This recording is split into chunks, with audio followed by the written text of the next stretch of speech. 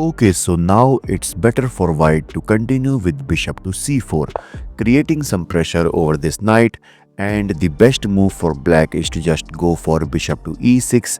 But let's suppose if he decides to capture this bishop on c3 by knight takes c3, now white can exchange the queens first, and then he can recapture this knight, and later white can go for knight to g5, which creates some pressure over this f7 pawn.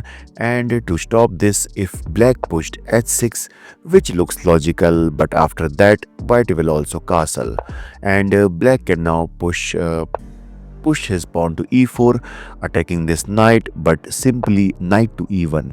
And now white can either push this pawn to f3 or maybe bring this knight to c2. And you can see this game will continue like this. But in the actual game, after knight takes d5, here Hikaru goes for bishop to b5, which is a mistake because now Gukesh can go for this amazing move e4, attacking this knight, and if knight to d4, creating some pressure over this knight. But now black will firstly go for queen to g5, attacking this g2 pawn, and obviously here white cannot castle due to the threat of bishop to h3. And white also can't push this pawn to g3 because that would weaken the security of white king. So that's why the only best move for white is to just slide this king to f1. And finally black will unpin his rook by just sliding this to d8 square. And in the next move, black will capture this active bishop on c3, and by all of this you can see this position will be better for black. Okay, so in the actual game, after the move bishop to b5, yeah, after this move here, obviously Gukesh missed that and he go for bishop to g4. And now it's better for white to just push this pawn to h3, trying to attack this bishop, but instead Hikaru goes for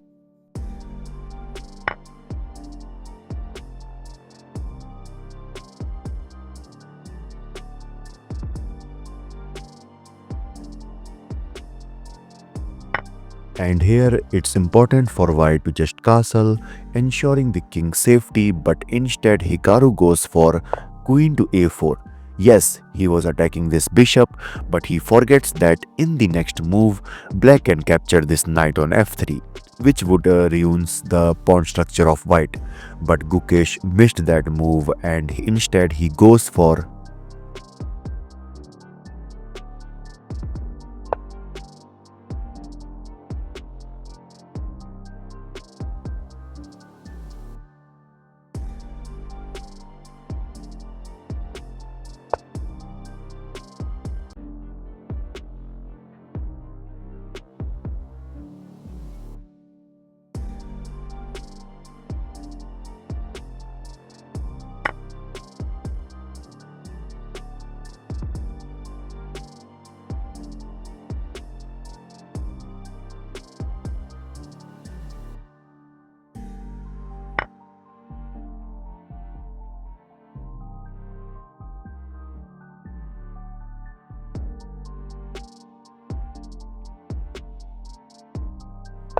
and since Gukesh is targeting this pawn on b2, so to defend this, Hikaru brings his queen back to c2, also creating some pressure over this undefended pawn on c2.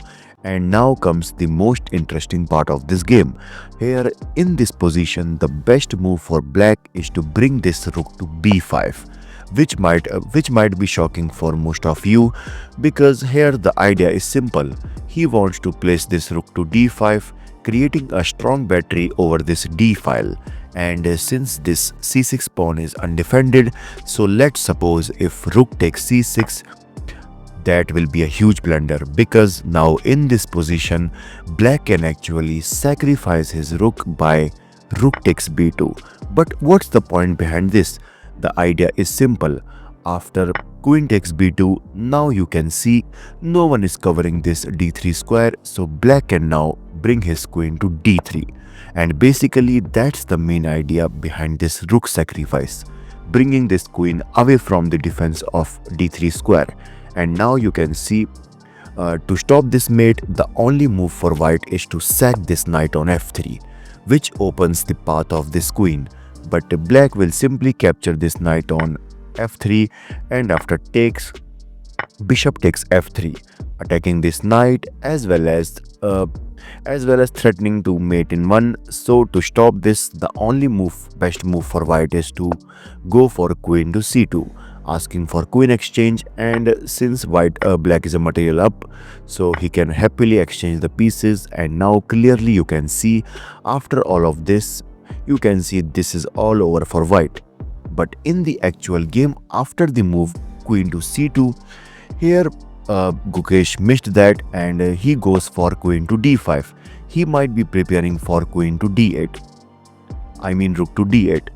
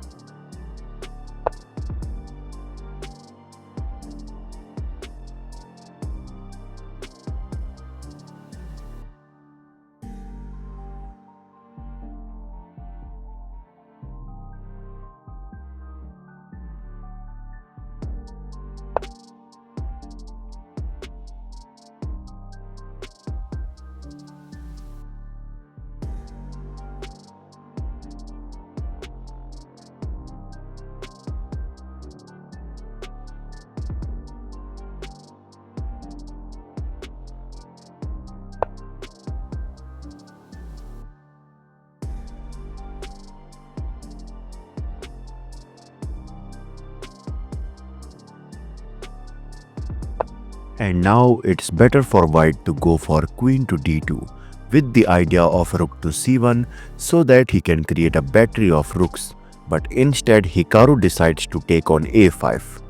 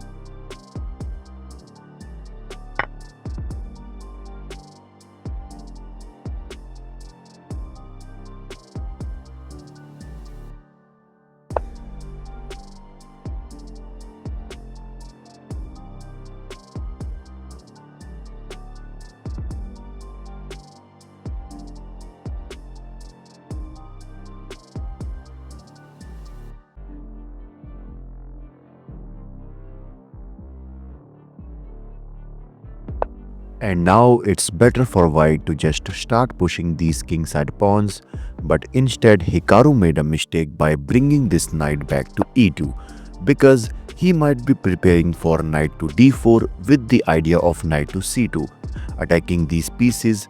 But guys, which is not required in this position because black has enough time to tackle this. Here Gukesh now goes for king to h7.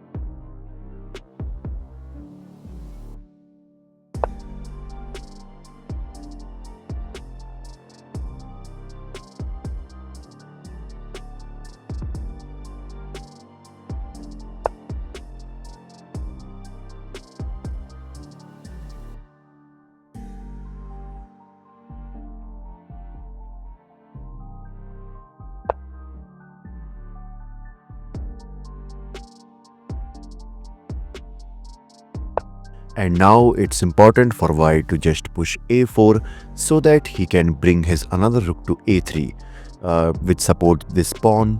But instead Hikaru goes for.